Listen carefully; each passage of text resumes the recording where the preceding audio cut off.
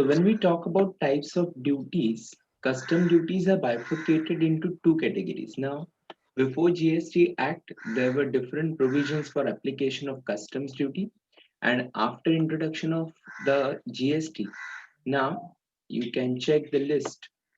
Now, import duties which are levied will fall under this category, and export duties will fall under this category. Now, as far as import duties are concerned, it will include basic customs duty, then protective duty, safeguard duty, countervailing duty, anti-dumping duty, and obviously the IGST and GST compensation cess. Now, this duty is not imposed on each and every product. So every product, it won't happen, all the duties will come. So for certain categories, protective, safeguard, anti-dumping duties are imposed. So we have to understand the provisions as to when a specific duty would be charged on a person. Likewise, export duties only for selected products. So luggage, leather, then snakes, skins, ferrous waste, and scrap. So if you look at the list of custom duties for exports is very less because export promotion is the policy of a country. So obviously you will be charging export duty for selected products and not all products. Uh, Yes, as far as taxes are concerned, social welfare surcharge, yesterday we have seen in basic customs duty, you will be adding a social welfare surcharge with effect from 2nd Feb 2018. Before that, education cess was applicable at the rate of 3%. So instead of that, you will be applying uh, customs duty and social welfare surcharge, which is always 10% of basic customs duty. Now, there is road and infrastructure cess on imported goods with effect from 2 to 18. So, road and infrastructure cess is levied on as duty of customs at the rate of rupees 8 per liter on motor spirit and high-speed diesel imported into India for the purpose of financing infrastructure projects. So, if you are financing infrastructure project for which if you are importing certain motor spirit, that is petrol or high-speed diesel oil, so high-speed diesel, then it is subject to additional duty of 8%. Hmm. And obviously no social welfare surcharge on export of the goods.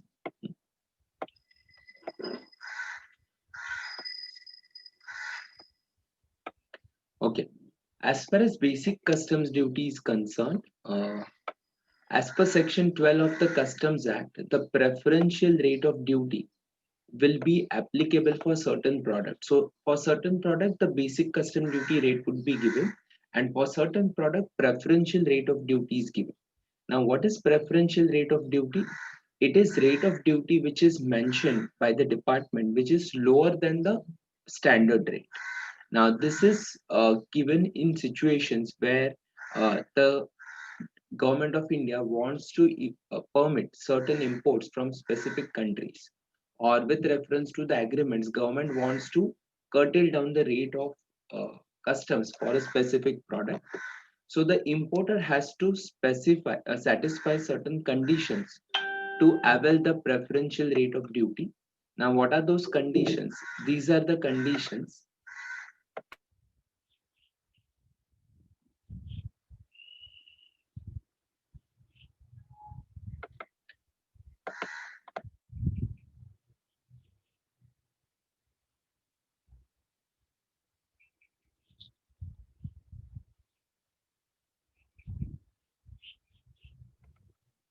First condition is specific claim for preferential rate must be made by the importer. So what importer is required to do is he is required to uh, claim specific rate. So it will not be automatic. He has to claim that rate.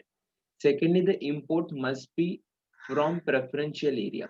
So the government will decide that certain selected areas would be termed as preferential areas. And if you import product from these areas, then only the preferential rate is applicable. The area must be notified by the Customs Act to be a preferential area. And next is the goods are produced and manufactured in such preferred area. So if all these conditions are fulfilled, then your rate of BCD would be as per the uh, preferential rate. Now, this is as per now. See, this is again for promoting certain underdeveloped countries where the product can be imported from those countries where the product is manufactured there. So, if it is manufactured there, then it is development of that part, as well as it is beneficial for us because then we are going to offer the product at a discounted rate. So, the overall costing will get reduced and the mutual development of countries will also take place. IGST is a component under GST law which is levied on goods being imported into India from other country. It has subsumed various custom duties, including countervailing duty and special additional duties. So certain duties have been subsumed, merged because of IGST. In GST regime, IGST will be levied on imports by virtue of uh, Section 3, subsection 7 of the Customs Act. IGST, wherever applicable, would be levied on cargo that would arrive on or after 1st July 2017. It may be noted that IGST would also be levied on cargo which has arrived prior to 1st July, but bill of entry is filed after the date. Similarly, ex-bond bill of entry filed on or after 1st July 2017 would attract IGST as applicable in case where the cargo is arrived, the cargo arrival is after 1st July and advance bill of entry was filed before 1st July along with the payment of duty, then the bill of entry may be recalled and reassessed by the proper officer for levy of IGST as applicable. Suppose the assessable value including, okay, now we will solve a question based on this, a practical sum.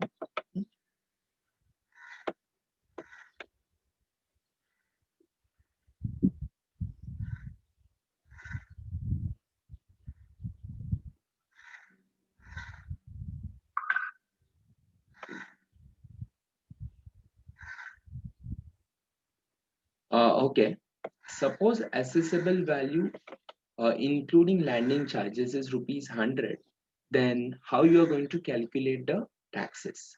So basic customs duty is applicable at the rate of 10%. So on 100 you will apply 10%, that is rupees 10, on which social welfare surcharge is applicable. So 10 into 10%, so that is 1 rupee. And IGST is applicable on cumulative, that is 100 plus 10 plus 1, so 111. So on 111 you will apply 12%, so that will be your IGST. So total taxes would be 10 plus 1 plus 13.2. So sum total of all would be considered as the total tax payable by the person. All right.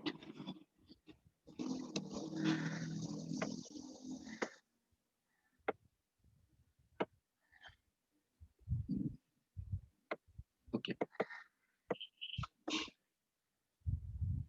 Okay. On 1/10/2019, with effect from this date, there is a clarification regarding taxability of goods which are imported under the lease. In respect of goods imported on temporary basis, aircrafts, aircraft engines, and other aircraft parts into India under a transaction covered by item 1B25 on 1B or 5F of Schedule 2 of CGST Act are exempted under IGST under the Customs Act. Similarly, rigs and ancillary items imported for oil or gas exploration and production taken on lease by importer for the use after import have also been exempted from IGST.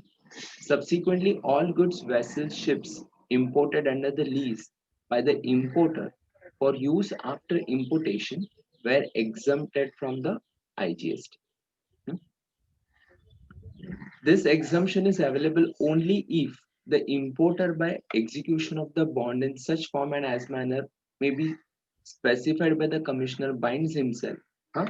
अभी कोई भी time जब भी हम लोग bond submit करते हैं, execution of bond मतलब क्या, I submit a bond stating that in case any liability arises in future, I'm ready to compensate that liability. And in order to compensate that liability, I'm giving a declaration.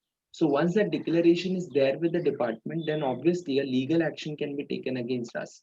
And once you submit that bonds, it acts as a proof that you are obliged to comply with certain requirements. अभी वो requirements क्या है देखो, एक तो to पे IGST, मतलब अगर लाइबिलिटी आया तो भरना पड़ेगा. सेकेंडली, नॉट टू सेल और part with the goods without the prior permission of commissioner of customs of the port of importation. तो गुड्स को सेल या उसके साथ डील नहीं करना है. To re-export the goods within 3 months of the expiry of the period for which they were supplied under the transaction. And lastly, to pay on demand an amount equal to IGST payable on the said goods, but for the exemption under this notification in the event of violation of the condition.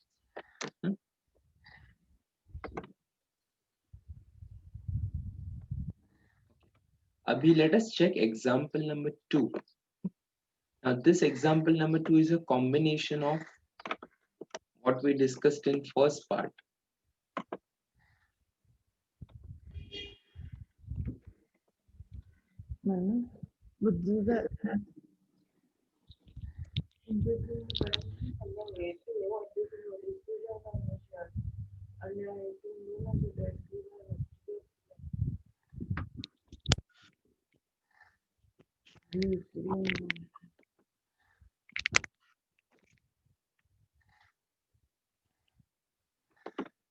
Okay, now let us do question number 2.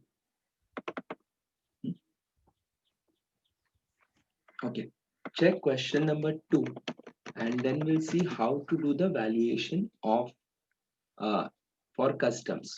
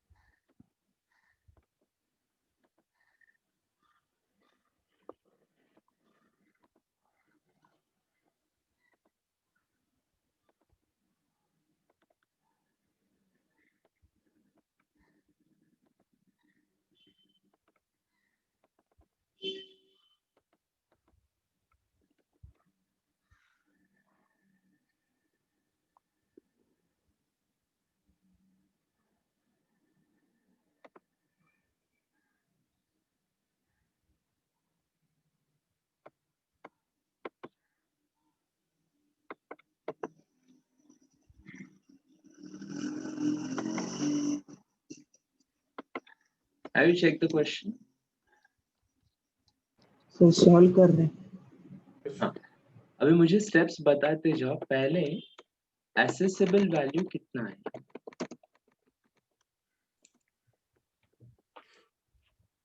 Bill of entry और entry inward में जो letter है उसका rate लेंगे. Exchange rate कौन सा लेंगे? Rate of submission of bill of entry. Bill of entry. तो बिल ऑफ एंट्री के दिन रेट ऑफ एक्सचेंज कितना है? 65. So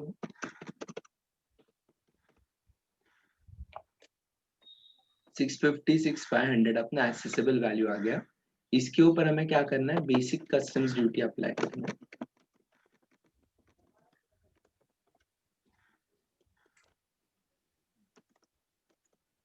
$12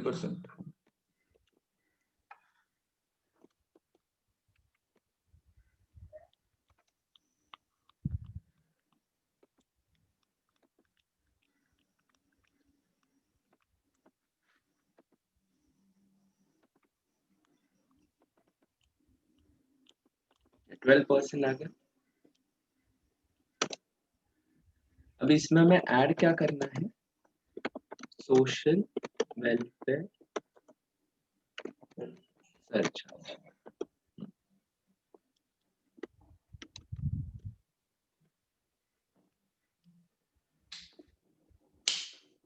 correct. अभी आईजीएसटी दिया है क्या? यस, आईजीएसटी दिया है. तो क्या करना पड़ेगा?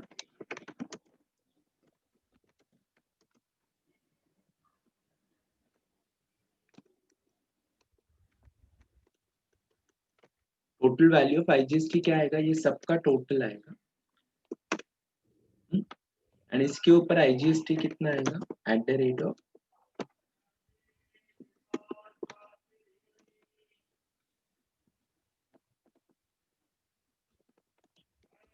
12%. So how can you calculate total duty payable?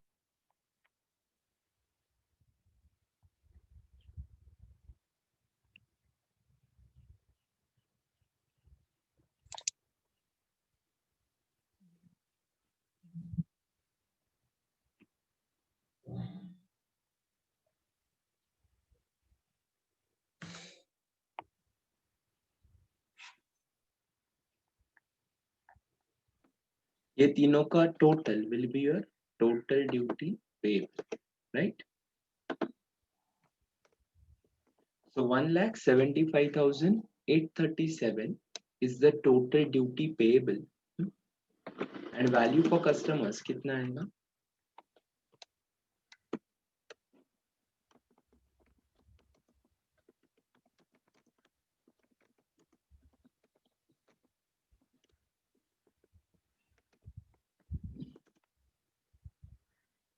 It will be 8,32,337.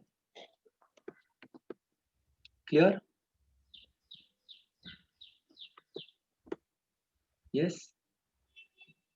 तो फर्स्ट पॉइंट क्या था मेनली कि फॉरेन एक्सचेंज रेट कौन सा यूज करना है. तो कल हमने देखा था कि व्हेन रेट एज पर CBC should be taken and CBC का मल्टीपल रेट्स रहेगा तो rate age on the date of bill of entry should be considered. So accordingly we have considered that rate. Secondly, for basic custom duty rate we have to check date of bill of entry or entry inwards whichever is later. तो letter है bill of entry. तो accordingly हम लोगों ने rate of BCD लिया 12%. 10% SWS add करके आगे का वर्किंग. क्विकली नोट डाउन कर लो ये पॉइंट. आंसर नोट डाउन कर लो.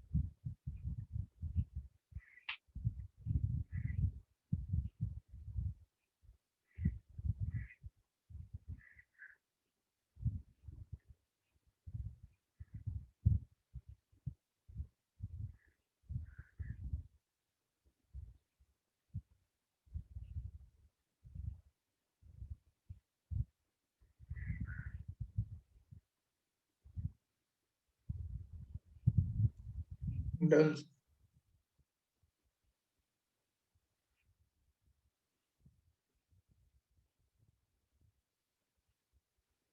हो गया सबका? Yes sir.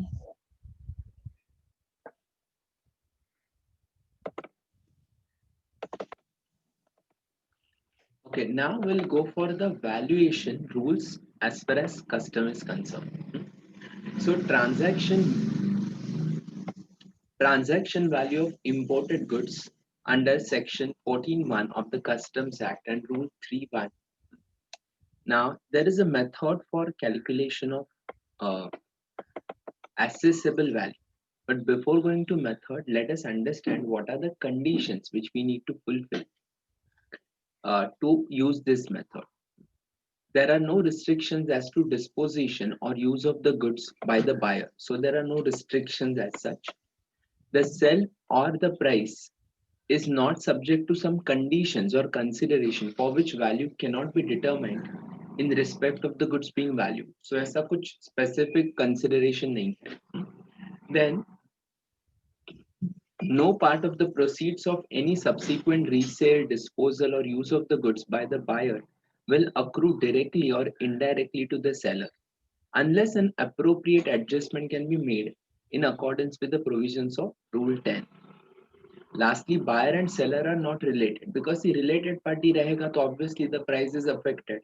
So then you cannot use this method. So where the buyer and seller are related, then that transaction value is acceptable for customs under the provisions of Rule 3(3). तो उसका provisions हम लोग बाद में देखते हैं. Statement showing computation of accessible value for the imported goods. अब इसका value हम लोग किस तरीके से निकालेंगे? That part we have to understand. तो first क्या करना है देखो. अभी एक imagine करो, picturization करो कि मैं product import कर रहा हूँ from a person. So let us say meat is residing in Switzerland and मैं उससे कुछ product India में import कर रहा हूँ. तो अगर मीट से मैं प्रोडक्ट इंपोर्ट कर रहा हूँ, so product is moving from Switzerland to India. So initially what we should consider is the value of material at ex factory price. Meet के यहाँ पे एक्स फैक्ट्री प्राइस कितना है. Then carriage freight insurance up to the port of shipment of the exporters country. मतलब Switzerland में मीट के factory से Switzerland airport तक कितना कॉस्टिंग है वो हम लोग ऐड कर देंगे. Then charges for loading onto the ship at the shipping port in the exporter's country. हाँ, तो लोडिंग का जो एक्सपेंसेस रहेगा, मतलब वहां से गुड्स यहाँ तक आते वक्त जो खर्च होगा वो हम लोग उन्हें ऐड करें. अभी यहाँ तक जो कॉस्ट आया वो कॉस्ट कौन सा है? फ्री ऑन बोर्ड कॉस्ट आया. मतलब मीट ने गुड्स एक्सपोर्ट करने के लिए रेडी कर दिया, so that would be FOB cost. लेकिन हमें तो CIF वैल्यू लेना है, बराबर. तो FOB के बाद हम लोगों को सर्टेन एडजस्टमेंट्स, ये पॉइंट्स ऐड बैक करना पड़ेगा, and then we can decide what is the value for customs. Are you getting this? Now if certain elements are not included in FOB, then we are required to do the adjustment. अभी adjustment किस किस के लिए करना है? Commission and brokerage वो हमें add कर देना है, except the buying commission. Now simply remember, if the question mentions only commission, take it. If the question mentions it is a buying commission, then don't take it.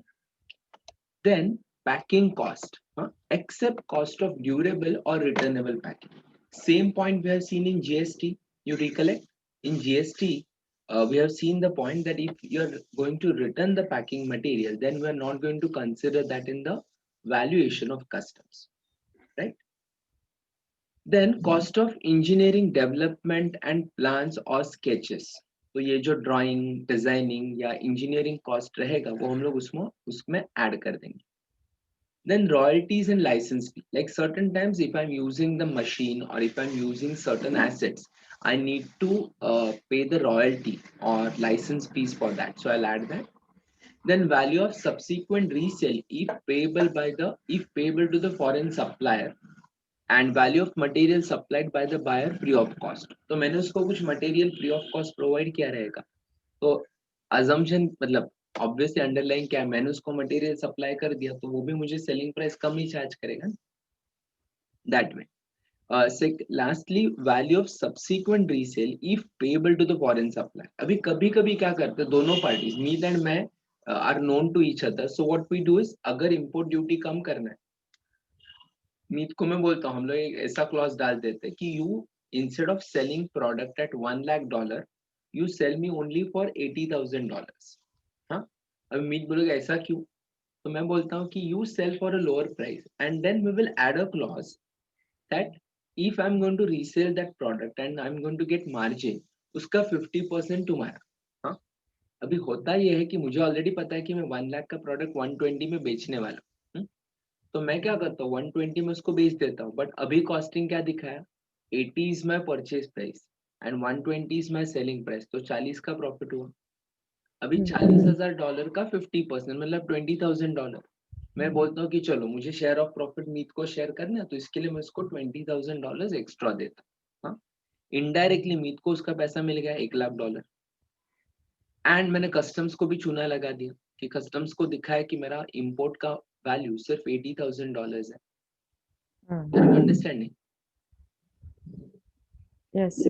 हाँ, तो ये manipulation आप ना करो, इसके लिए वो उन्होंने पॉइंट रखा है that value of subsequent resale if payable to the foreign supplier, कि मैंने रीसेल करके अगर कुछ प्रॉफिट शेयरिंग अरेंजमेंट है या फिर वो प्राइस में उसको पे करने वाला, तो वो मुझे ऐड करना पड़ेगा. बट ये हर एक, ये बहुत रेयर क्वेश्चन में आता है, बिकॉज यूजुअली ऐसा कोई करता है नहीं, बिकॉज अगेन ट्रस्ट इश्यूज आ जाता है. एंड सेकेंडली, अगर क्वेश्चन में दिया है तो इसको ले लो, वरना ये फैक्टर नहीं आएगा. अभी ये सब ऐड करने के बाद आपको क्या मिलेगा, FOB as per the customs. हाँ, मतलब free on board value as per customs आएगा, ये सब एडजस्टमेंट करने के बाद. अभी इसमें हमें क्या ऐड करना है, दो चीज मेन ऐड करना है. ओके, ये शिप डीमरेज चार्जेस है ना, भले इन्होंने इधर लिखा है ना, but actually speaking ship demurrage charges has to be considered here. मतलब ऊपर कंसीडर करना पड़ेगा, ऐड का जो लिस्ट है ना,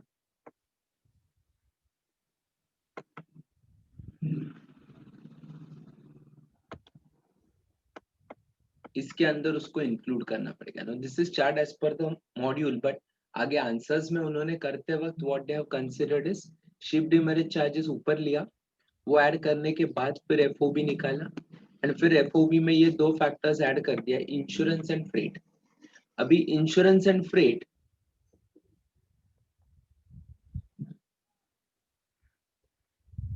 ये कौन सा आएगा, तो इंश्योरेंस एंड फ्रेट इंडिया में इंपोर्ट होने के बाद वाला आएगा.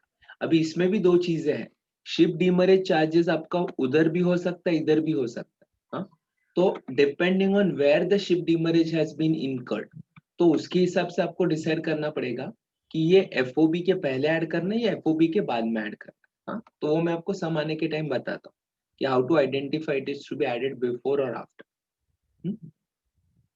ओके, अभी दो चीजें हैं, एक तो freight and insurance.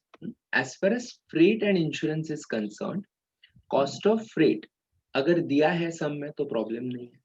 If it is not given then it is 20% of FOB value. And same is the case with insurance, अगर इंश्योरेंस दिया है तो नो प्रॉब्लम, बट इंश्योरेंस नहीं दिया तो हमें क्या करना है, 1.125% ऑफ FOB वैल्यू. अभी आपको ये दोनों परसेंटाइल याद रखना पड़ेगा, because by using these percentages we are going to calculate the answer. तो अभी याद रखो, फ्रेट के लिए 20% है एंड इंश्योरेंस के लिए 1.125%. ऑलराइट, एंड ये करके जो फाइनल आंसर आएगा that will be considered as your CIF value. एंड जो CIF वैल्यू रहेगा, मतलब कॉस्ट इंश्योरेंस एंड फ्रेट, ये वैल्यू पे आपको क्या करना है, ये वैल्यू पे आपको कस्टम्स ड्यूटी कंप्यूट करना है.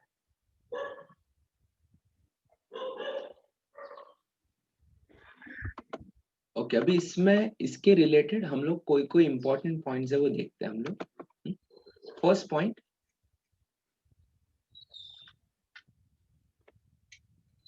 buying commission means fees which is payable by the importer to his agent for the services representing him abroad in the purchase of goods being valued. तो ऐसा रहेगा तो हमें बाइंग कमीशन नहीं लेना है.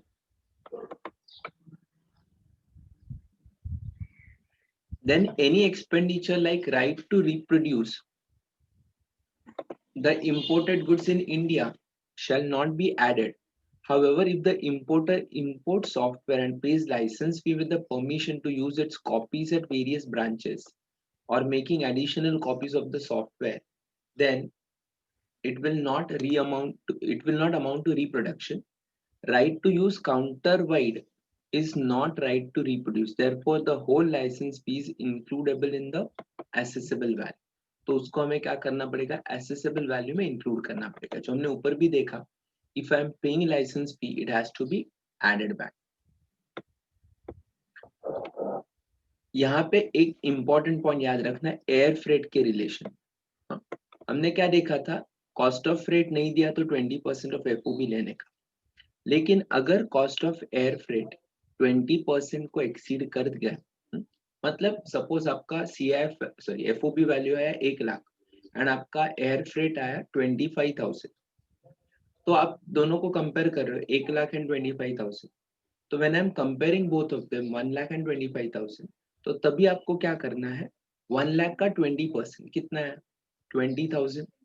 तो 1 लाख के ऊपर 20,000 ही हम लोग कंसिडर कर सकते हैं. भले ही आपका 25,000 एयर फ्रेट आया भी रहेगा, लेकिन वो रिस्ट्रिक्ट हो जाएगा to the extent of 20% of FOB. Okay. However, cost of transport within India is not to be included because that is considered as post-importation cost. Always remember, import product import होने के बाद हम लोगों ने कोई भी cost incur किया या कोई भी खर्चा किया, so that expenditure is not supposed to be considered because that will be treated as like a post-importation cost. तो post-importation cost रहेगा तो हम लोग consider नहीं करेंगे, लेकिन प्री इंपोर्टेशन कॉस्ट रहेगा तो हम लोग उसको कंसिडर करेंगे. Then apportioning cost of tools are not consumed immediately by the importer. In such a case, he may request customs officer to apportion full cost of tooling on first consignment itself. मतलब कभी कभी ऐसा होता है कि मेरा consignment आते जाने वाला first second third fourth, and जो कॉस्ट ऑफ टूल्स में पहले मतलब मुझे ऑपरेशन स्टार्ट करना है, तो certain tools which are required to operate a machine मैंने फर्स्ट टाइम में पूरा का पूरा इंपोर्ट कर दिया उसको, मतलब मशीनरी पूरा आ गया, लेकिन उसके साथ जो टूल्स जो सब मशीन्स में आने वाला था, सब्सिक्वेंट असाइनमेंट में भी आने वाला था, वो मैंने एक साथ मंगा लिया. तो इस केस में जो टूल्स का कस्टम्स ड्यूटी है, तो you have two options. One option is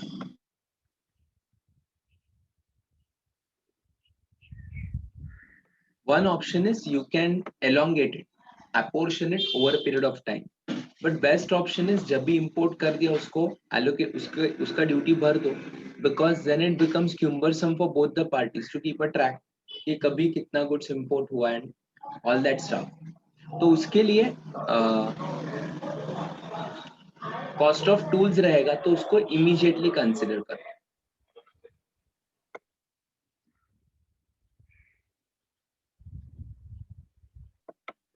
Yeah. So next point is the cost of transport of imported goods include ship demurrage charges on chartered vessels, litterage or bar charges.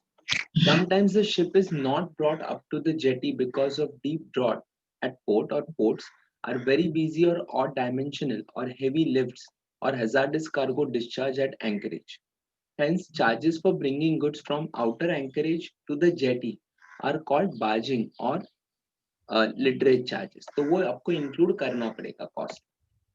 However, demurrage charges payable to port trust authorities for delay in clearing the goods are not to be added in the transaction value.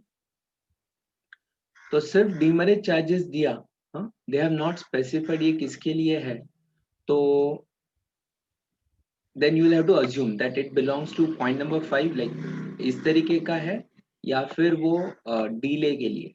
Delay के लिए है तो consider नहीं करो. अगर delay के लिए नहीं है लेकिन वो बाहर से इधर लाने के लिए कुछ डीमरेज चार्जेस पे किया तो उसको इंक्लूड करना पड़ेगा. Then FOB means the term of sale under which the price invoiced or quoted by the seller includes charges up to the placing of goods on the board at ship at the port of departure specified by the buyer. इसके लिए हम लोगों ने क्या कर दिया, हमने example लिया था, like Meet is from Switzerland, he is exporting goods to me in India. So at that point of time, whatever is the cost incurred by Meet till the time the goods are kept on the ship or on board on the ship, so till that time whatever cost he incurs, everything has to be considered.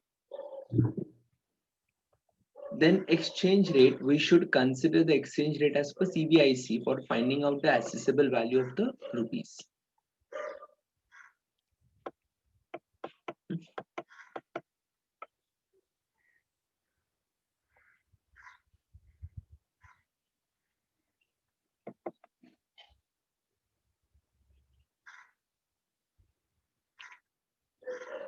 Okay. Now certain amendments. Now amendment मतलब ये पूरा का पूरा नया नहीं है, but उन्होंने एक amendment notification लाया, उसमें उन्होंने सब general चीज दे दिया है. So it is not like something new which we are discussing. Now first is the value of imported goods shall include the cost of transport, loading, unloading, handling charges associated with the delivery of imported goods. तो imported goods के related जो expenses है, वो सब हमें क्या करते जाना है, add up करते जाना.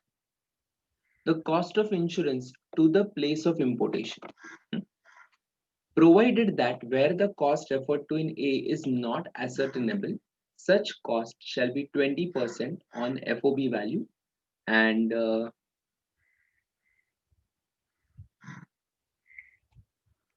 okay, provided further that where the FOB value of the goods is not ascertainable, but the sum of FOB value of the goods and the cost referred to in B is ascertainable, the cost referred to in A shall be 20% of such sum. तो अगर वो ascertainable नहीं रहेगा तो उसका हम लोग 20% value consider करेंगे. हाँ, अभी मैथमेटिकली ना ये वैल्यू मैच नहीं होता. हाँ, मतलब इन शॉर्ट FOB हमें मिल गया, उसका 20% हम लोगों ने फ्रेट ले लिया, तो आपको CIF वैल्यू मिले, बराबर. But अगर what they are trying to say here, provided further that FOB value is not ascertainable, but the sum on FOB value plus the cost, मतलब वो कॉस्ट ऐड करने के बाद, मतलब इंपोर्टेशन का कॉस्ट, इंश्योरेंस का कॉस्ट या फ्रेट का कॉस्ट ऐड करने के बाद का वैल्यू अगर एसेटेनेबल रहेगा तो हमें उसका 20% आपको कंसिडर करना है. अभी प्रैक्टिकली स्पीकिंग अगर हम लोगों ने CIF का 20% लिया तो ऑब्वियसली वो वैल्यू मैच नहीं करेगा. बट हमें 20/120 किया, फिर भी वो मैच नहीं करेगा, बिकॉज उसमें दो कंपोनेंट एडेड है, 20 and 1.125. So technically it will not be correct, but just to determine the value they have determined this method, तो हमें वो method adopt करना पड़ेगा. इसके ऊपर हम लोग एक sum solve करेंगे बाद में, तभी मैं आपको वापस उसका point explain करूँ with the calculation.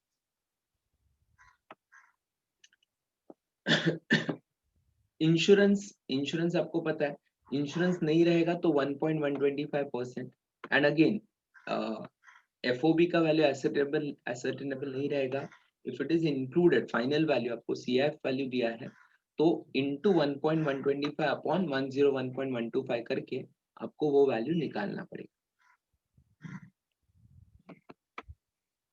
Okay, provided also that in case of goods imported by sea, air and transshipped to another custom station in India, the cost of insurance, transport, loading, unloading, handling charges associated with such transshipment shall be excluded. हाँ, कल हमने देखा transshipment मतलब क्या? I am shifting goods from one ship to another ship. हाँ, so that is known as transshipment. तो अगर मैंने transshipment किया, तो in case of transshipment, whatever additional insurance expenses we will incur, those expenses we are not supposed to consider.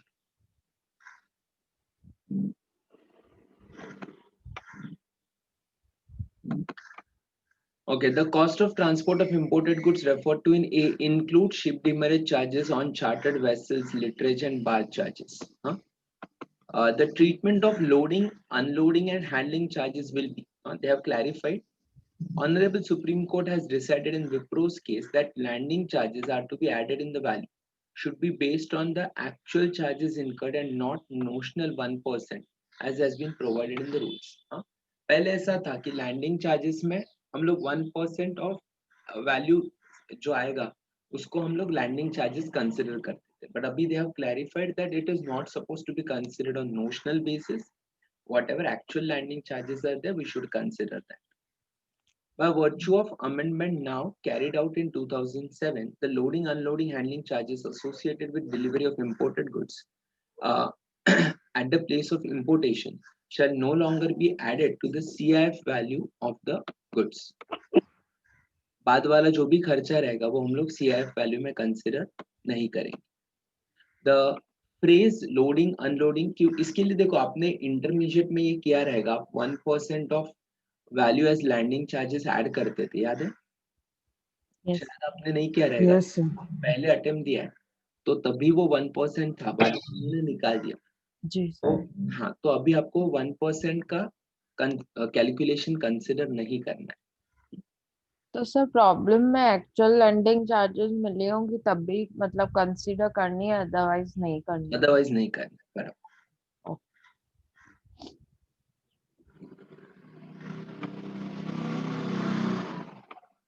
Okay, अभी यहाँ पे freight का देखते हैं हम लोग. फ्रेट के लिए देखो उन्होंने दिया है, is it air freight? Answer is no. Suppose ये एयर फ्रेट नहीं है तो हमें क्या चेक करना है? Sea freight. तो is sea freight given? Yes. तो प्रॉब्लम ही नहीं, तो एक्चुअल सी फ्रेट रहेगा, उसको ऐड कर दो.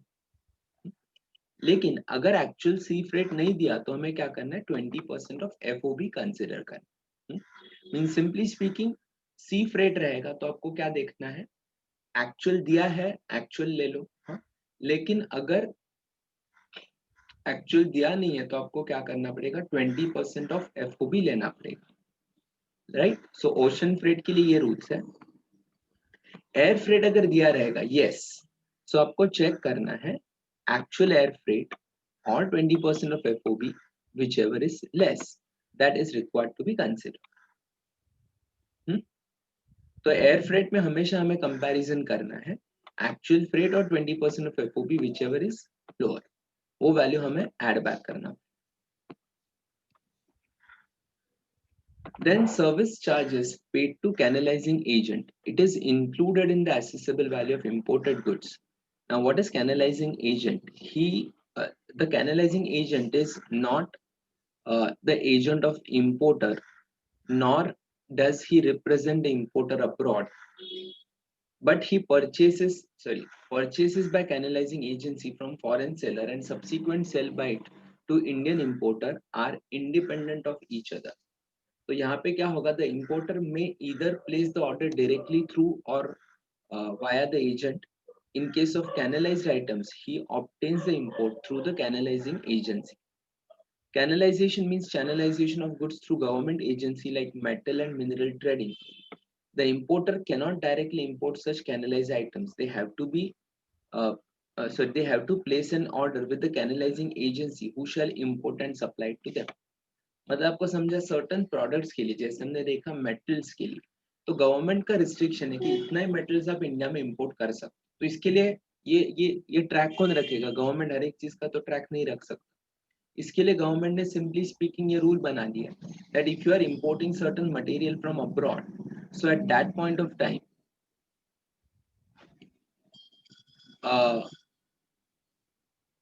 that means if there is no restriction on the product, so there is no question of canalizing agents. But suppose I want to import certain metal, which metal or mineral for which the canalizing agent is required, तो मैं directly order place नहीं कर सकता. मुझे क्या करना पड़ेगा? वो canalizing agent के पास जाना है, order place करना है, फिर वो order place करेगा, goods import हो जाएगा, फिर मैं canalizing agent से delivery ले लूँ. तो यहाँ पे जो कैनलाइजिंग एजेंट का चार्जेस रहेगा या उसका कमीशन रहेगा, तो वो भी हमें उसमें ऐड बैक कर देना.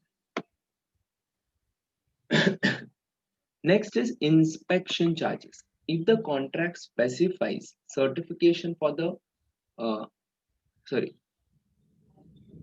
if contract specifies certification for the certification by an independent agency for imported goods, then it shall be considered, else it is not to be considered. मतलब अगर स्पेसिफिकली बोला है कि आपको इंडिपेंडेंट एजेंसी का certification चाहिए तो हम लोग कंसिडर करेंगे, अदरवाइज कंसिडर नहीं करेंगे. ओके, डीमरेज चार्जेस का देखो, हमने जैसे ऊपर डिस्कस किया था, demurrage charges incurred after the goods reach the Indian ports, then post importation event, and in that case the demurrage charges are not to be considered. So post importation demurrage charges exclude कर दो, पहला वाला रहेगा तो आपको उसको consider करना पड़ेगा। पर सर डेमरेज चार्जेस तो गुड्स आ गया पोर्ट पे उसके बाद ही इनकर हो सकता है ना। नहीं नहीं, वो एक एग्जांपल देखा ना हमने, बाहर मतलब बाहर ही रोक दिया, मतलब due to some reason I can not take the delivery here. हाँ वो lighterage and barging charges थे। हाँ नहीं, तभी ये डीमरेज चार्जेस भी तभी लगा सकते हैं, ओके ठीक है उधर डिले हो गया तो। लेकिन Okay. उधर डिले हो गया तो what happens is when it is importation के बाद वाला नहीं है ना, हाँ प्री इम्पोर्टेशन। हाँ, तो कंसिडर करना उसको। ओके इंश्योरेंस चार्जेस तो हमने अभी देखा, इंश्योरेंस चार्जेस अगर दिया है ऐड कर दो, नहीं दिया तो 1.125% को ऐड कर दो, simple. So rule is clear, but rule will be clear when we'll solve practical questions on all these rules. तो हम लोग practical question देखते हैं, but basic structure आपको याद रहेगा अभी, तो Yes. आपको structure के हिसाब से जाना है, इसके हिसाब से। तो consider this as base and now we'll start solving the sums based on this. Exam perspective इसके ऊपर practical question आ सकता है, हाँ।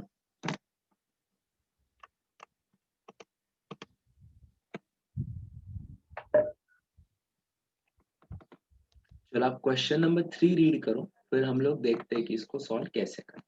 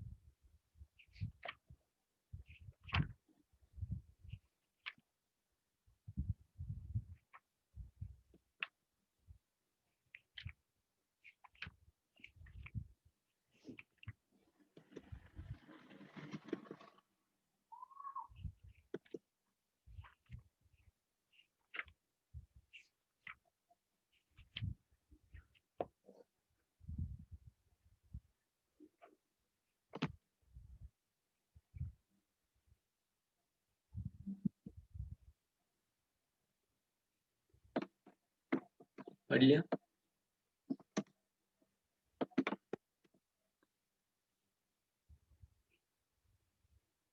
तो इसमें जो design development sorry commission payable जो लिखा है, वो कमीशन पेएबल पढ़ के आपको लगेगा कि वो कमीशन में इंडिया में पे कर रहा हूँ, तो वैसा नहीं है। It is not paid in India, it is they are just mention it is in terms of Indian rupees.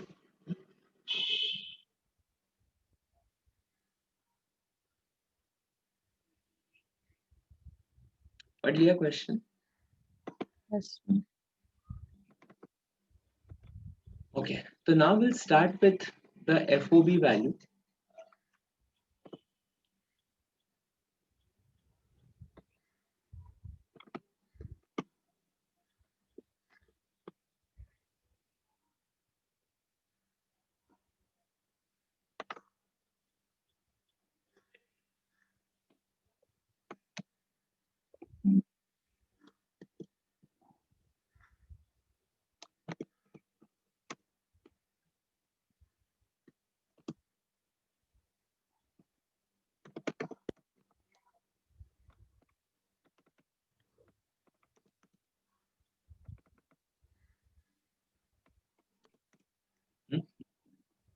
इसमें ऐड क्या क्या करते जाना है हमें, फॉर्मेट आप सामने रखो, मीन्स आपको क्लैरिटी आएगा उसमें क्या क्या हमें ऐड करते जाना है। तो will have to add design development charges, commission, freight, insurance, तो ये सब मिलके आपका CIF वैल्यू आ जाएगा। तो पहले हम लोग क्या करते हैं, ऐड करते हैं freight which is 2800 GBP pound, आपको फॉर योर इंफॉर्मेशन। तो जितना पाउंड है उतना आपको,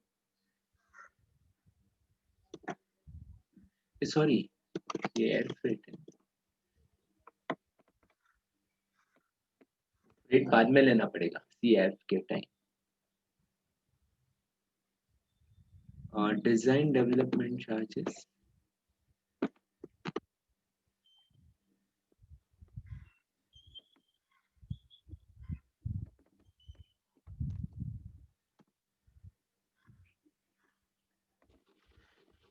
then add commission payable।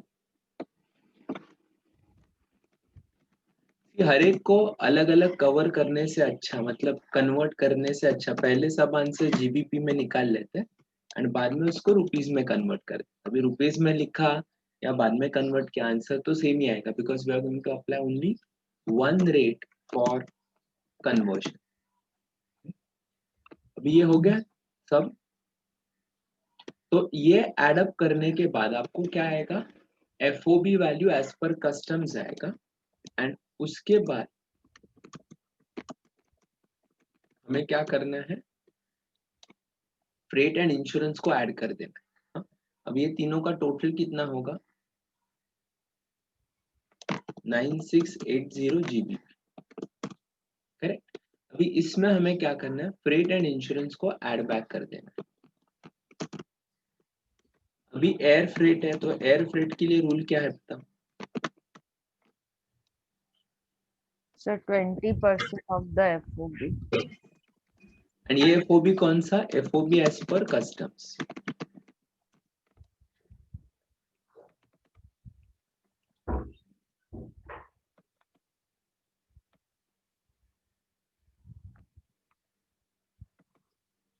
तो वो कितना आया, sir 1800।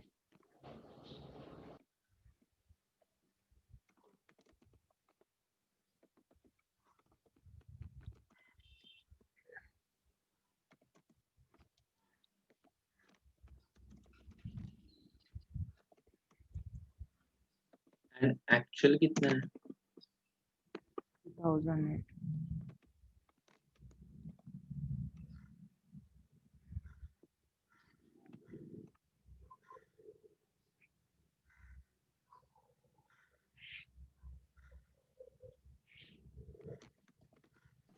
Sir FOB as per customs के हिसाब से 20% सर 1936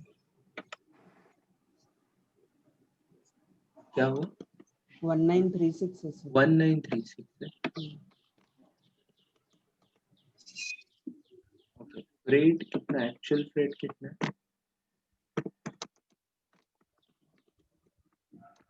तो whichever is less।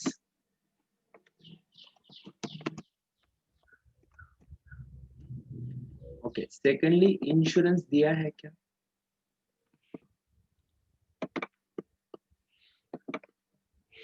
Have they given insurance, तो इंश्योरेंस कितना लेना है,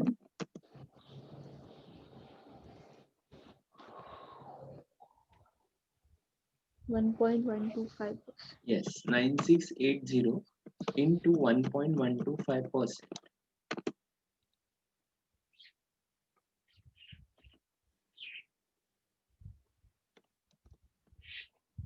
आएगा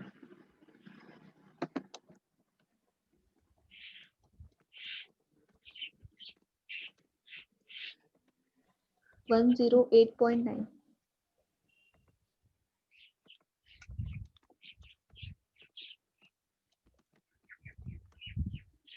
ओके। अभी ये सब फैक्टर्स ऐड करने के बाद हमें क्या मिलेगा,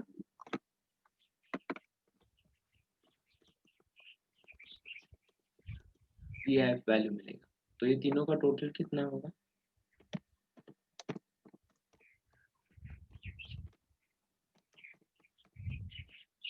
11,724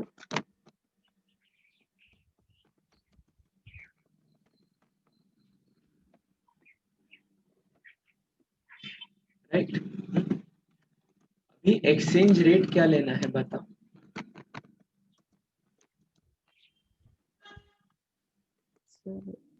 as on It's on bill of date of bill of entry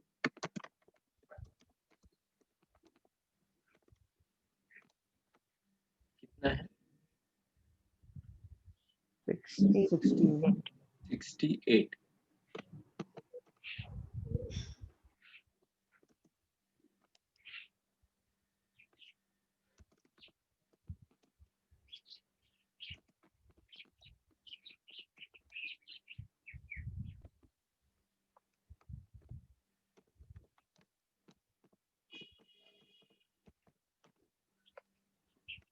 right. अभी एक बार CIF वैल्यू मिल गया या एसेसिबल वैल्यू मिल गया तो हमें क्या करना पड़ेगा? इसमें ड्यूटी निकालना पड़ेगा। अभी ड्यूटी आप लोग निकालोगे, customs duty payable. Yes, sir. तो कस्टम ड्यूटी पेएबल निकालो, फिर will verify the answer.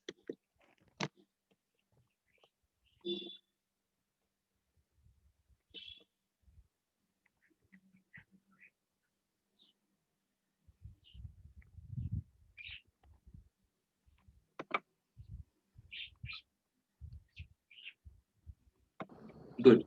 Yes, sir. Yes. तो अपना ये आंसर आने के बाद BCD 12% ऐड किया, देन SWS तो सेम है, टोटल वैल्यू आ गया 18% का, IGST आ गया, total value of imported goods and custom duty पे। ओके, तो let us start with question number 4। हो गया संतोष?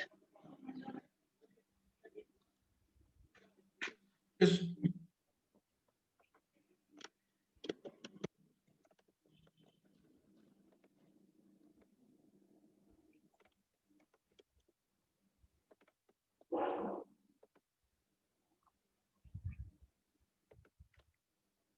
Now, in question number 4, there is a bit of difference because what they have given is Liberty International Group has imported a machine by air from the United States. The bill of entry is presented on 18/7/2019. However, the entry inwards is granted on 7/8/2019. इस दिन आपको क्या कर दिया? Entry inwards grant कर दिया। The relevant details are as under. Now देखो CIF value दिया है डायरेक्ट। यूजुअली क्या करता है वो आपको FOB वैल्यू देके आंसर निकालते। अभी air freight and insurance charges दिया है। अभी देखो अगर ये सी फ्रेट रहता तो हम लोग डायरेक्टली CIF वैल्यू लेके आंसर निकाल सकते, लेकिन यहाँ पे प्रॉब्लम क्या है? दे have given us CIF considering air freight and air freight के ऊपर रिस्ट्रिक्शन है। कितना रिस्ट्रिक्शन है एयर फ्रेट के ऊपर? It is subject to 20% of FOB। तो आपको पहला स्टेप इधर क्या करना पड़ेगा? You have to determine what is the value of FOB। तो पहले हम लोग क्या निकालते हैं? FOB का वैल्यू निकालते हैं एंड फिर हम लोग सम सॉल्व करते हैं। ऑलराइट,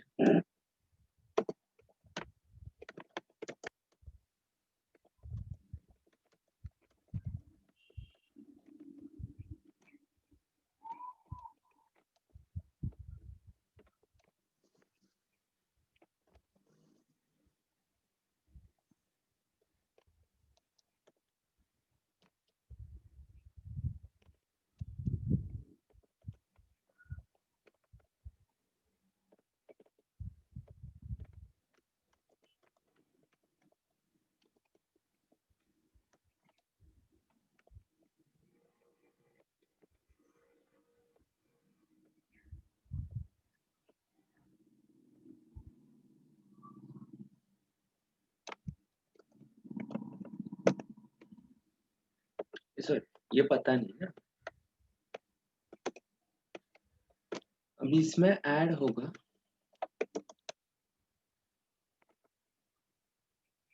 या ओके उल्टा वर्किंग करना पड़ेगा अभी हमें। CIF दिया है,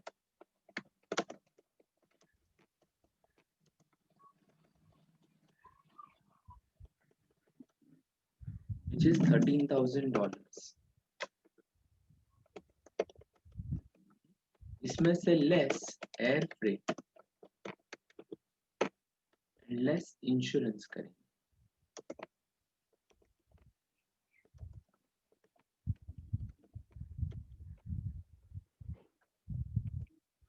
जो है 2,800 एंड 200। ये दोनों लेस कर दिया तो अपना आंसर कितना आएगा फिर? 3,000 गया तो 10,000 आ गया। अभी 10,000 में हमें वापस ऐड करना है एयर फ्रेट, लेकिन एयर फ्रेट के लिए रिस्ट्रिक्शन क्या था? देखो हमने जैसे लास्ट क्वेश्चन में निकाला था,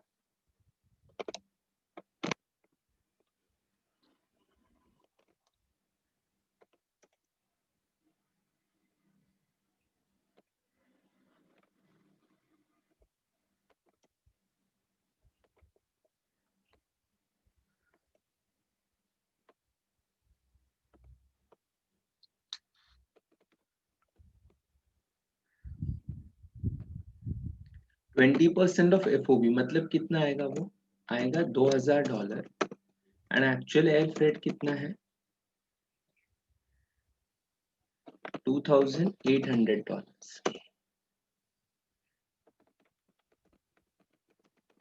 तो इन दोनों में से विच एवर इज लेस लेना है। अभी समझ में हम लोगों ने ये वर्किंग क्यों किया? Because the value of freight which was taken was not correct, so accordingly we have recalculated the value of freight. And same is the case with insurance. No, but insurance तो आपको actual insurance दिया है ना, तो insurance का क्या करना पड़ेगा? इंश्योरेंस एज इज ऐड कर देंगे, बिकॉज इंश्योरेंस का रूल क्या है? जो एक्चुअल इंश्योरेंस है वो आपको कंसिडर करना पड़ेगा।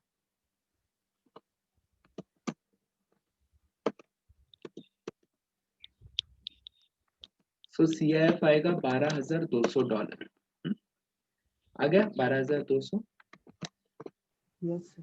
अभी उसके आगे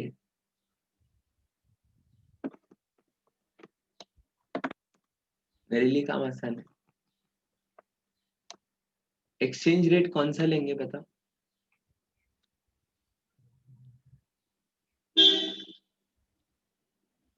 RBI एंड CBEC का दिया, RBI का है वो हम लोग इग्नोर कर देंगे। 60 ये कुछ तो गड़बड़ लग रहा है मुझे। हाँ, इधर कॉपी पेस्ट बराबर नहीं हुआ।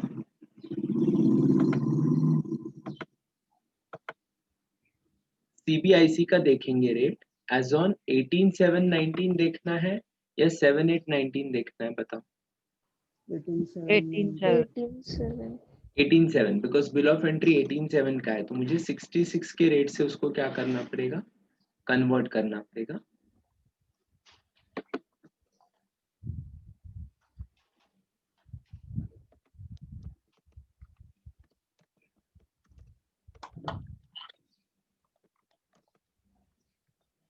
BCD का रेट कितना आएगा? सर वहाँ पे वो लोग ने नील दिए। BCD नील है तो क्या होगा? काम आसान आपका। ये नील है तो ये भी नील हो जाएगा।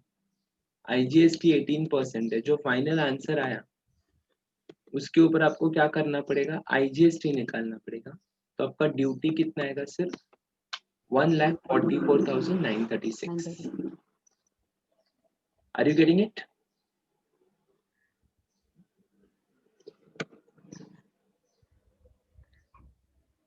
लिख लो क्विकली, फिर हम लोग नेक्स्ट सम के पास। मीट हुआ रहेगा तो 5th करो। Okay sir.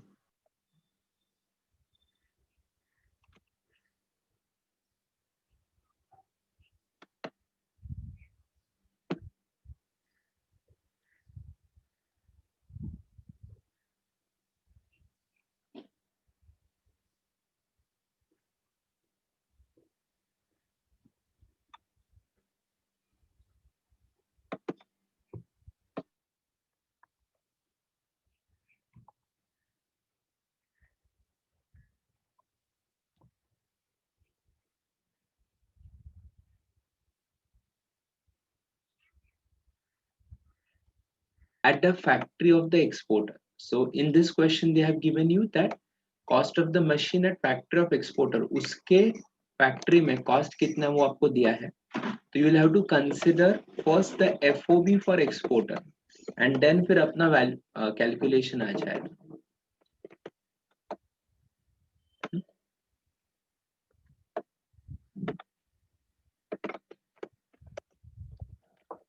कितना है? $20,000. Then transportation charges from factory of the exporter to the port.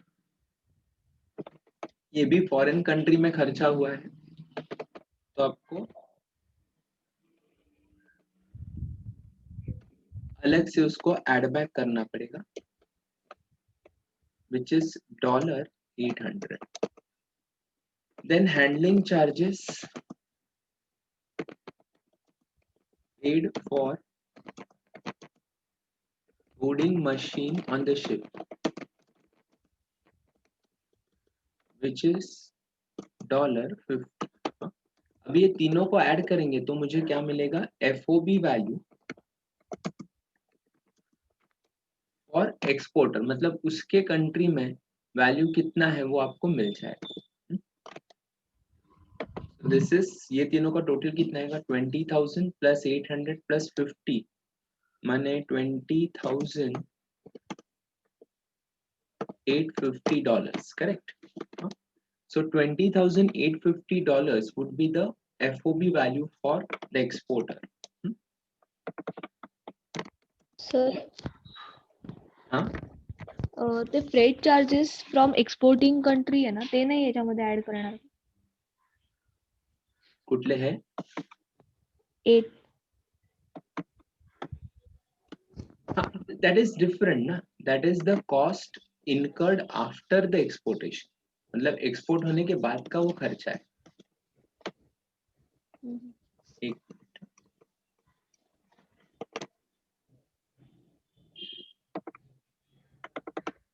PDF दिख रहा है अभी? हाँ. देखो, एक है value of material, carriage, freight, insurance up to the port of shipment in the exporters country and plus loading charges.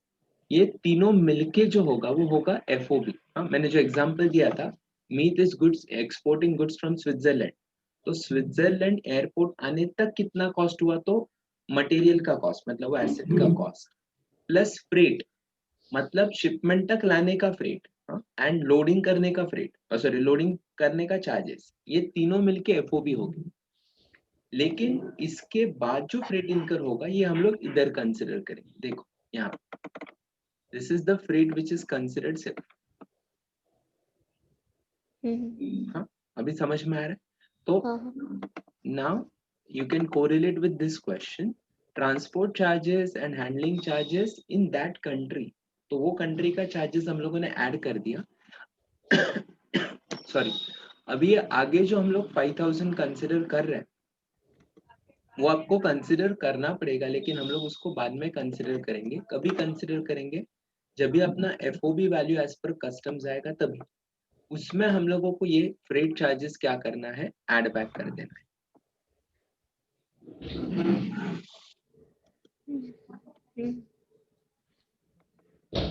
Okay, now after this okay, handling charges paid, ये हो गया.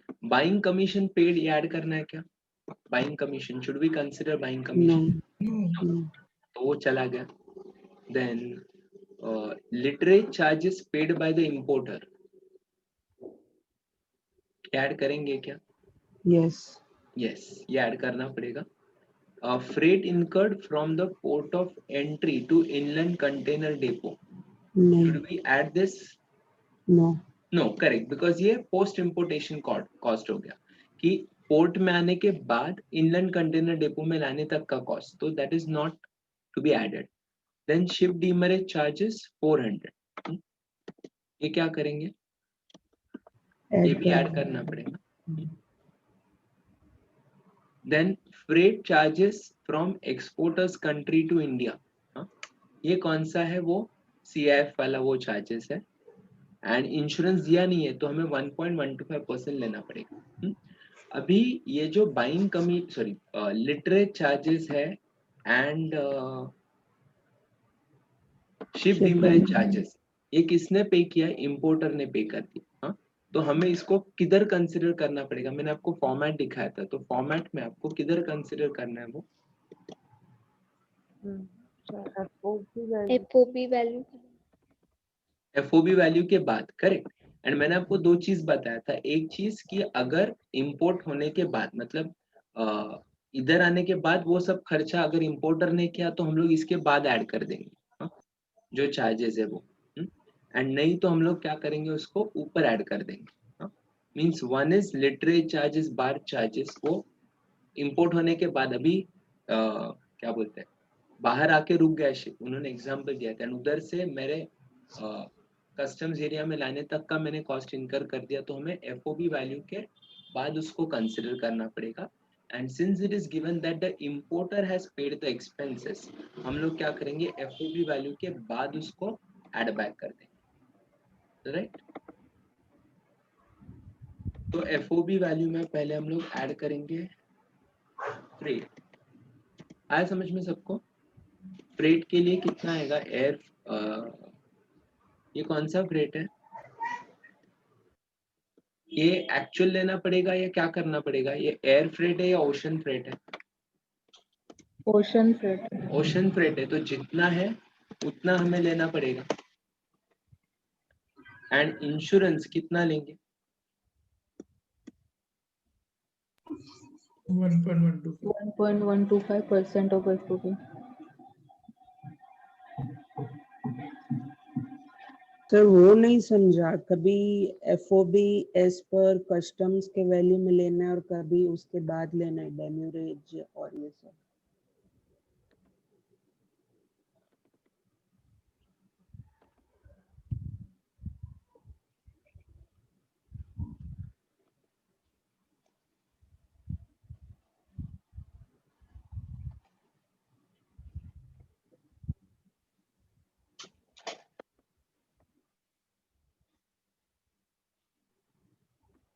ये देखो, cost of transport of imported goods include ship demurrage charges on chartered vessel, litterage or bar charges. Sometimes the ship is not brought to the up to the jetty because a deep draught at port or ports are very busy, or odd dimensional or heavy lifts or hazardous cargo discharge at the anchorage.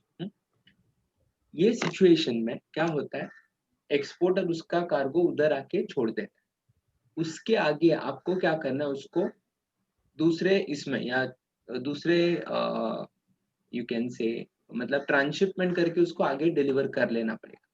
अभी यहाँ पे ये जो भी expenses है ये इनकर कौन करेगा? इंपोर्टर इनकर करेगा। अभी अगर ये एक्सपेंसेस इंपोर्टर ने इनकर कर दिया तो हमें क्या करना है, इसको एफओबी वैल्यू के बाद आपको ऐड बैक कर देना पड़ेगा। क्लियर? हाँ, क्योंकि यहाँ पे क्या हुआ, इंपोर्ट हो रहा है, मतलब उसने शिप मतलब पोर्ट के पहले उसने लाके एक्सपोर्टर ने माल रख दिया, उसके बाद मैंने उसको ट्रांसशिप करके इधर लेके आया, तो ये मैंने एक्सपेंसेस इनकर कर दिया, तो हम लोगों ने क्या कर दिया, उसको कॉस्ट में ऐड बैक कर दिया।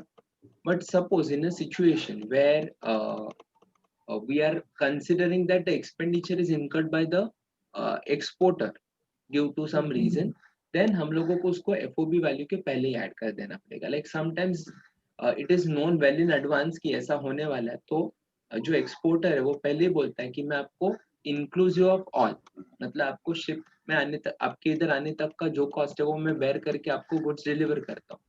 तो वो सिचुएशन में क्या होगा, हम लोग उसको स्पेसिफिक बाद में मतलब एक्सपोर्टर उसके कॉस्टिंग में ही ऐड कर देगा, एंड फिर हमारा वो चार्जेस आ जाएगा, मतलब फिर एफओबी आएगा, एंड एफओबी आने के बाद हम लोग क्या करेंगे, उसको अलग से ऐड बैक कर देंगे। राइट?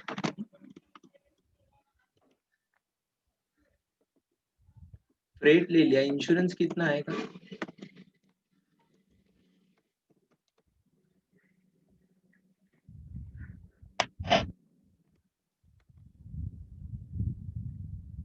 सर एक्सेल नहीं दिख रहा है। सुना ही नहीं दिया? सर एक्सेल एक्सेल नहीं दिख रहा है?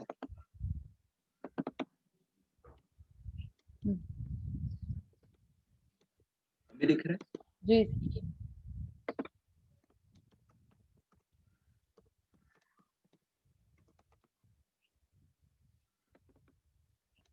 234.56.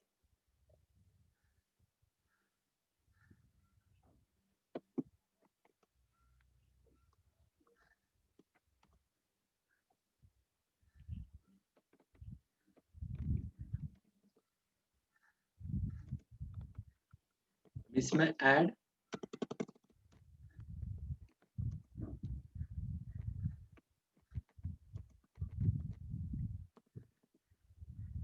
देखो, क्वेश्चन में अगर दिया रहता demurrage charges are paid for delay, तो हम लोग उसको कंसिडर नहीं करते। यहाँ पे ship demurrage charges lighterage charges के साथ है, इसके लिए हम लोगों ने उसको कंसिडर कर।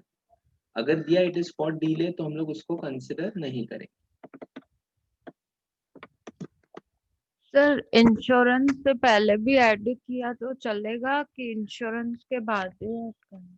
फिर इसके एफओबी के बाद किधर भी करो, ओके। No tension.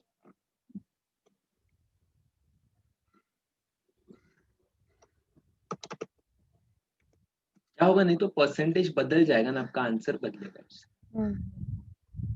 ये कितना है lighterage charges? 2। So total CIF value कितना है?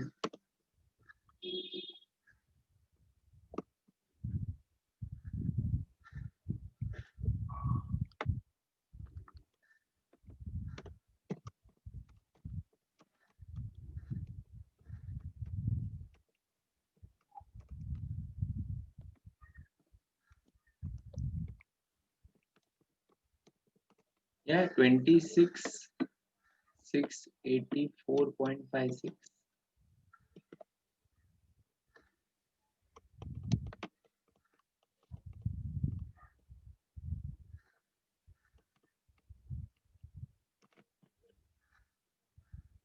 आया ये?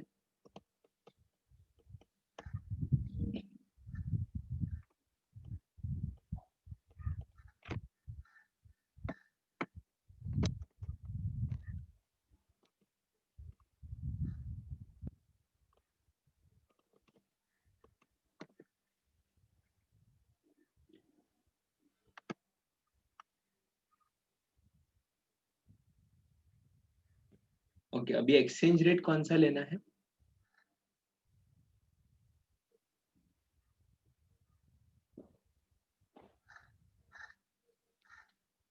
$60,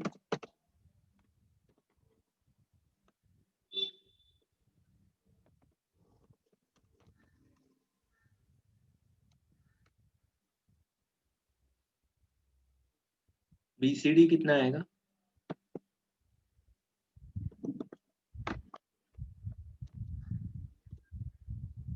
20% आएगा।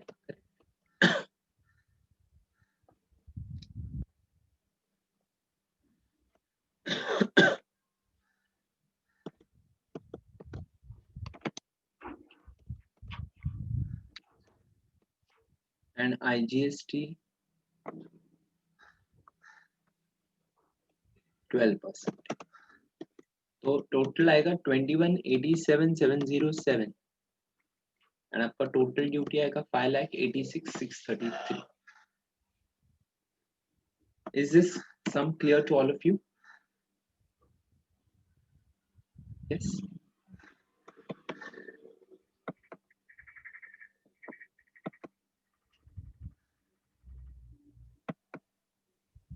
सर वो पॉइंट दिखाओ ना जो आपने दिखाया था पीडीएफ में।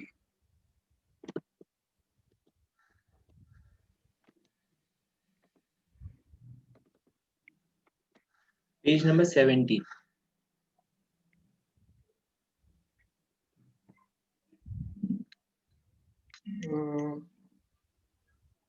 मतलब वो वाला सर जो इसमें था ना, स्टेटमेंट था ना वो अपना स्टेटमेंट वाला।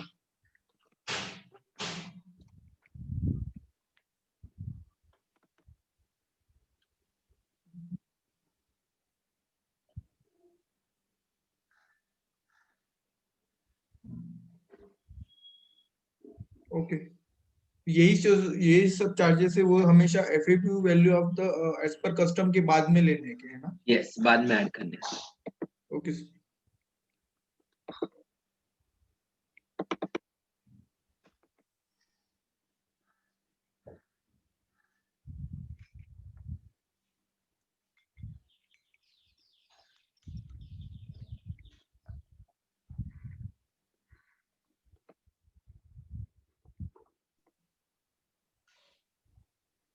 हाँ, वेयर हाउसिंग चार्जेस का कुछ मतलब कम as per as computation is concern, warehousing charges का कुछ लेना नहीं, बिकॉज वेयर हाउसिंग चार्जेस में कभी पे करूंगा पता, इंपोर्ट होने के बाद। इंपोर्ट होने के बाद, करेक्ट। तो यहाँ पे ये सम में मैंने इंपोर्ट कर दिया, हाँ, फिर गुड्स वेयर हाउस में रखा एंड वेयर हाउस से गुड्स को क्लियर कर दिया, हाँ, तो since I have cleared goods from the warehouse, तो वेयर हाउसिंग चार्जेस रहेगा, ये पोस्ट इंपोर्टेशन एक्सपेंसेस है ओके।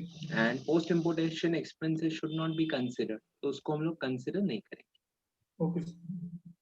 एंड बीसीडी का रेट आएगा जिस दिन हम लोगों ने गुड्स वेयर हाउस से क्लियर किया, तो वेयर हाउस से गुड्स क्लियर किया 15 जुलाई को, ये रेट थोड़ा ऐसा टेढ़ा हो गया, ये आगे होना चाहिए था, तो 1 जन का रेट है 10, 15 जून का रेट है 8% एंड 15 जुलाई का रेट है 12%, तो हम लोग 12% बीसीडी लेके कैलकुलेशन करेंगे। तो आईजीएसटी रेट भी अलग अलग दिए हैं। आईजीएसटी भी उसी हिसाब से देखो, मतलब इन शॉर्ट इसका ये टाइटल पकड़ो, नहीं नहीं, बट आईजीएसटी 3 रेट दिए हैं, तो उसमें से कौन सा? ये वाला सेम 15 जुलाई का, ओके, तो बीसीडी और आईजीएसटी दोनों के लिए वो रूल है क्या? दोनों के लिए वो रेट आएगा, yes. Okay. Okay, GST compensation cess, compensation cess याद है आपको, हमने अलग चैप्टर देखा था,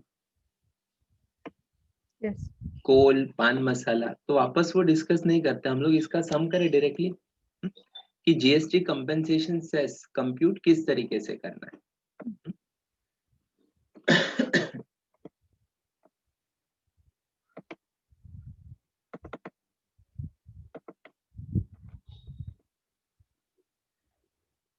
तो सेस कंप्यूट किस तरीके से होगा, तो देखो आपको एसेसेबल वैल्यू दे दिया है सम में, तो आपको टेंशन नहीं है, तो इधर से स्टार्ट होगा एसेसेबल वैल्यू।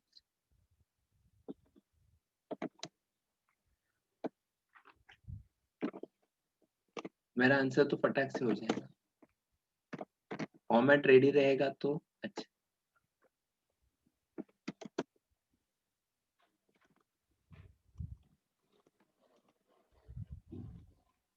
एसेसेबल वैल्यू कितना, 12,000, बराबर। अब इसमें बेसिक कस्टम ड्यूटी कितना है, 10%।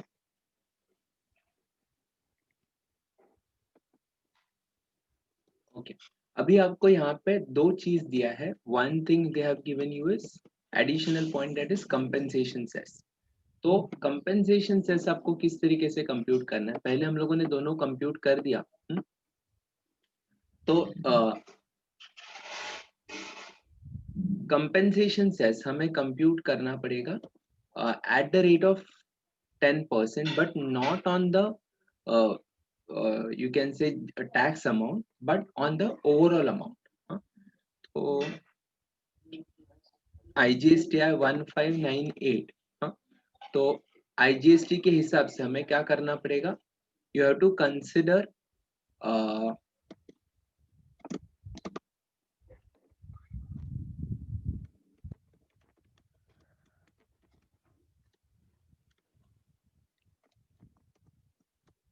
अब ये 10% किसका लगाना है हमें,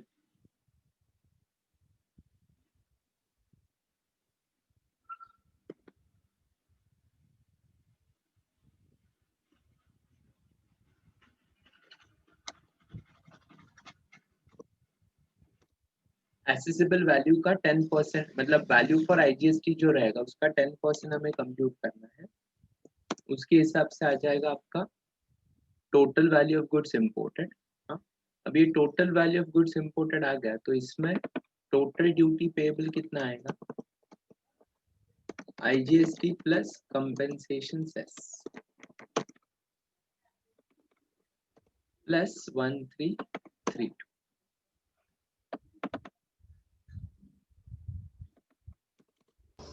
सर IGST 28%.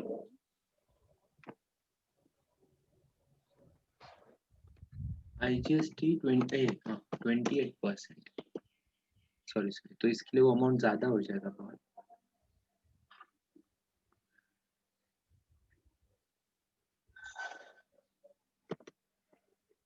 ओके, CVD भी है, countervailing duty. Countervailing duty is at the rate of 10%, और सॉरी 12%।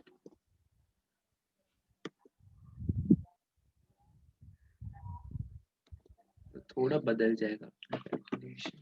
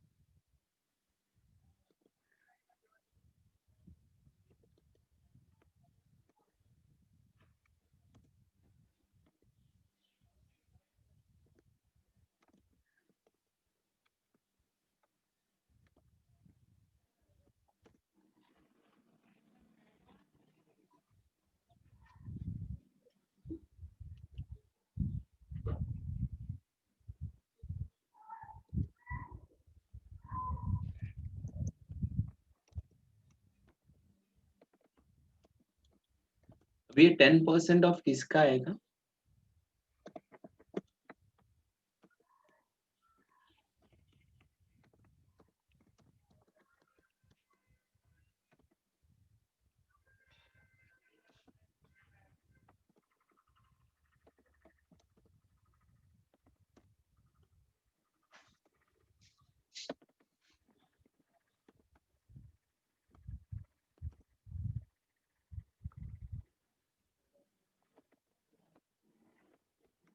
Alright.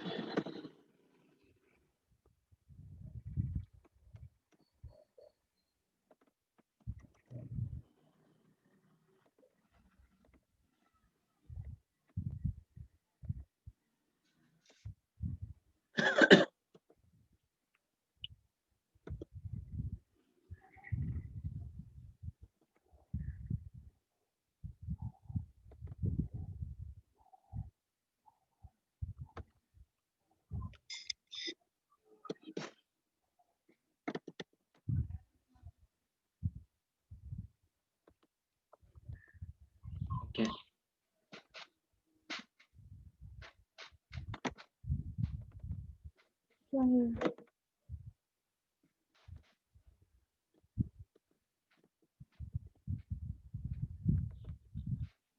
सर ये सोशल वेलफेयर सरचार्ज 278.4 आ रहा है।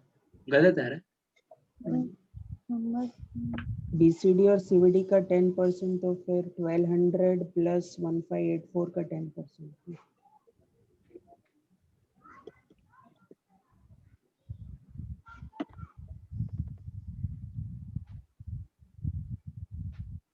टू 278.4 आ रहा है। 278.4 आ रहा है, क्यों? हाँ, मैं वही सोचू, ये ज्यादा है। इसमें ना फॉर्मूला में गलती है, ये साइन नहीं डाला ना, ये तो गलत हो गया। उसका 10% उसने काउंट कर, ये आ रहा है करेक्ट अभी? Yes sir. Yes sir. भी करेक्ट है।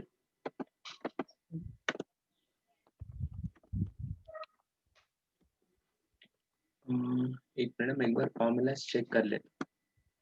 ठीक है, अभी पहले क्या कर दिया? First step we have calculated BCD at the rate of 10%, so then total आ गया दोनों। उसमें CVD जो है वो 12% है, तो total of accessible value in BCD को आपको क्या करना है? उसका 12% लेना है। Social welfare surcharge BCD and CVD का 10%, तो वो ले लिया। तो हमें ये तीनों को ऐड कर देना है, तो हमें वैल्यू मिल जाएगा फॉर IGST पर्पस। अब ये जो वैल्यू आ गया, इसके हिसाब से आपको IGST एंड कंपेंसेशन सेस दोनों कंप्यूट करना है. Then you will get the total value of imported goods and tax. हाँ, इसमें मैंने 1 2 3 1 आपको और क्या ऐड करना पड़ेगा.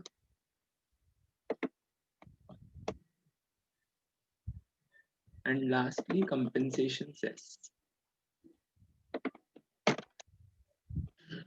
तो टोटल 8786 इतना आपका ड्यूटी पेएबल आ जाएगा. ऑलराइट, क्लियर है कैलकुलेशन. पहले BCD कैलकुलेट करो, एसेसेबल वैल्यू प्लस BCD पे CVD कैलकुलेट करो. BCD CVD के ऊपर 10% SWS चार्ज करो. फिर आपको टोटल वैल्यू फॉर IGST मिल जाएगा, उसके ऊपर IGST and compensation cess compute कर लो. एंड फॉर्मूला में इधर प्लस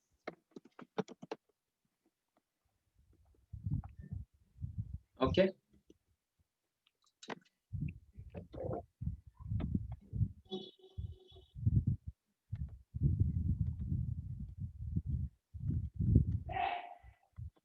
लिख लो.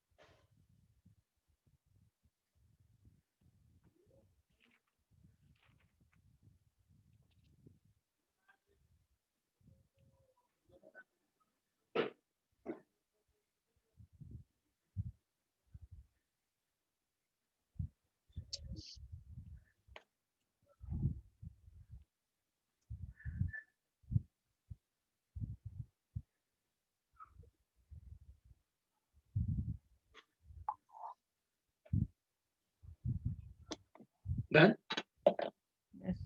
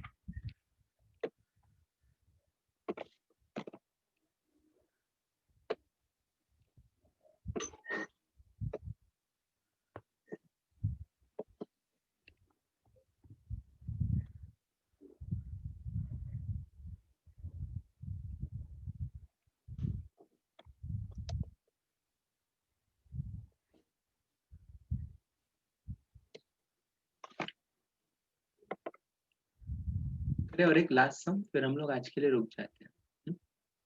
हो गया ये वाला. Yes. Let's next some question. भी हो गया सर. क्या हुआ? नेक्स्ट सम भी हो गया. नेक्स्ट सम भी हो गया. अरे वाह, गुड. नेक्स्ट सम कैसे कंप्यूट करेंगे देखो. आपको X transport company has imported Rolls-Royce car and for the purpose of providing output service by way of transportation of passengers. Cost of vehicle is 3 crore. Okay. Okay. Custom duty is 10%. CVD नहीं है.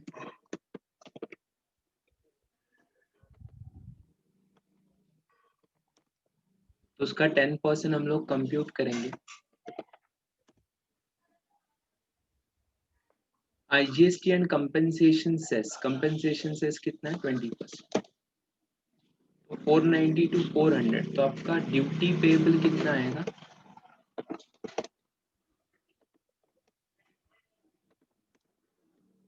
1,92,84,000 इतना आपका क्या आएगा, duty आएगा। Easy. तो compensation cess में सिर्फ ये पॉइंट याद रखो that you have to consider compensation cess on total value for the GST purposes.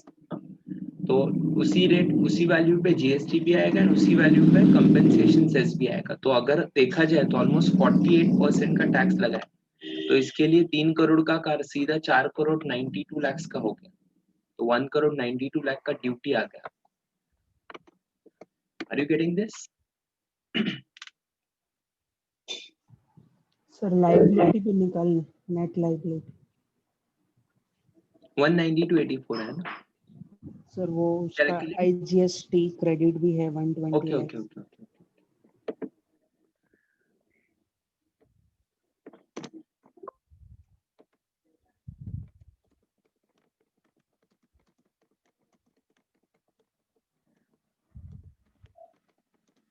Calculation of net liability, net liability कितना आएगा, आउटपुट कितना है?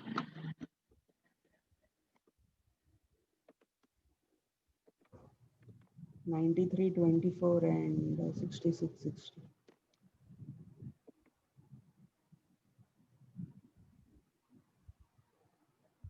Okay, 93.24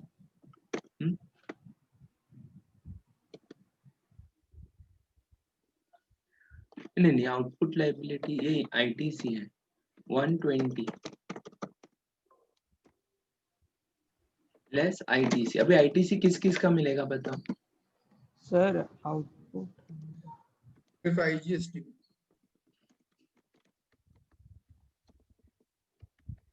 मैंने परचेज किया ना, मैंने आउटपुट लाइबिलिटी मतलब मैंने लोगों को ट्रांसपोर्ट कंपनी का ट्रांसपोर्ट फैसिलिटी दिया, उसके ऊपर मैंने 120 लाख लोगों को चार्ज किया ना, यस तो मतलब जीएसटी 120 लाख का चार्ज किया, तो उसके सामने क्रेडिट कितने का लूंगा मैं? 93,24,000। Can I take credit for this compensation? No, compensation cess का क्रेडिट किसके सामने आएगा? compensation. Compensation. कंपेंसेशन। यस, तो मेरा नेट लायबिलिटी आएगा 26,76,000। ऑलराइट, तो एसेसिबल वैल्यू पे बीसीडी एसडब्ल्यूएस, फिर टोटल वैल्यू पे IGST compensation cess, and output के सामने सिर्फ क्रेडिट 93,24,000। क्लियर?